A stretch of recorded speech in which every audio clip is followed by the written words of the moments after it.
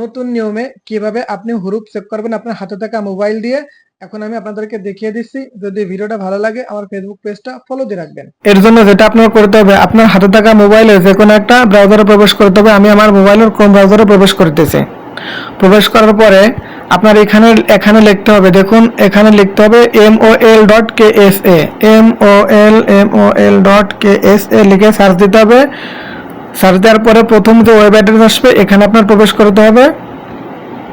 প্রবেশ করার পরে দেখুন এই রেসিডেন্স নাম্বার আছে, ভালো করে লক্ষ্য করুন। এই রেসিডেন্স নাম্বার আপনার ইকামা নাম্বার বসাতে হবে।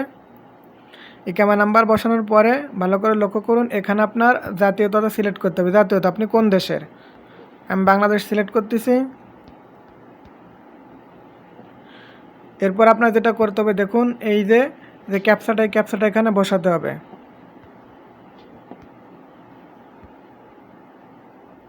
থ্রি 009 এরপর আপনার যেটা করতে হবে, দেখুন এই যে রিসার্চ অপশন আছে, এখানে আপনার একটা টাচ করতে হবে।